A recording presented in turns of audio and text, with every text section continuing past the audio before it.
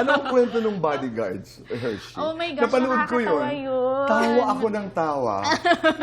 What's the story? Well, kasi syempre, very new ako sa showbiz. Okay. Parang it's only my 5th year. Tapos, kung si Ashley na-manifest nga yung calendar girl niya, ako na-manifest ko to star in my first movie. Yay! That was last year. So, yun ang Happy Homes ni Diane Hilario with Okay. Angeline Quinto. Congratulations. Thank you. Tapos nagulat ako, premiere night. Sabi, punta kami dun sa sinehan. Paglapag ko, ang daming marshals. Wow. Oo, in-escort ako paakyat. So, sa 4 na escalator yun paakyat. Yung mga tao nakatingin, sino siya? Ano sinuplift niya? Hindi, meron ka pang, mga tao, ang luwag-luwag dito. Sabi ko, Kuya, umalis na kayo. Kuya, alis na po kayo kasi ang luwag-luwag. Nakakatawa yung ang daming nakapaligid sa akin. Tapos wala naman nagkakagulo.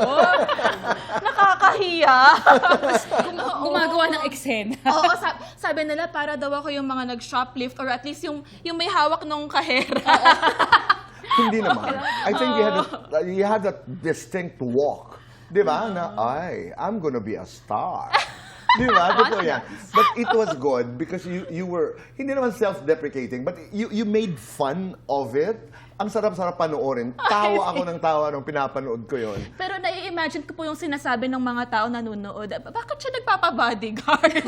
Hindi po ako nagpa-bodyguard. Binigyan lang po kami ng bodyguard. Pero ikaw ngayon, parang namimigay ka yata ng mga regalo sa mga bodyguards. Yun na nga, kasi Tito Boy, na-reach ko na yung goal ko na maging calendar girl. Ngayon, ang sunod kong goal, makita yung calendar ko sa mga guardhouse, sa mga, kung saan yung mga jeepney driver, diba? Yung mga sa basketball court, yung sa mga barangay. So, actually, fun fact, meron ako mga calendar sa loob ng kotse ko kasi ang dami nalang binigay sa akin. Hindi ko alam anong gagawin ko. Okay. So, para akong nangangandidato. Katulad dito, yung pagpasok ko sa GMA. Nagbigay ka? Sabi ko, kuya, sa Fast Talk, ito pala, minsan lang to. Sa'yo na to.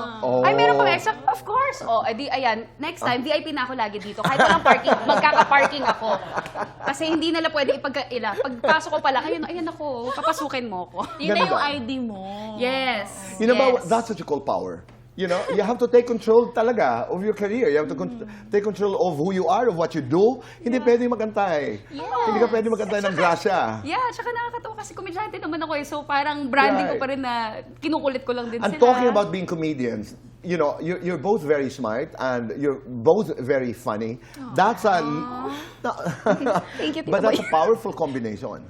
Yes. Diba? How do you use that to your advantage? Well, may tagline kami sa podcast, beauty na ma-brainy. Oo. And you know, they always say, sexy comedians kami ni Ashley. But in fact, we want to take the word sexy back. Sexy is actually very smart. It's very empowering. When you're funny, you're sexy. Humor is funny talaga. Pag It is. confident ka, sexy ka. Kapag free ka at maging kalog, maging silly, maging who you are, that's so sexy. I totally agree. I think being unapologetically yourself is liberating, it's empowering. Kaya ang saya lang na we have this platform na mas nakikilala kami ng mga listeners namin.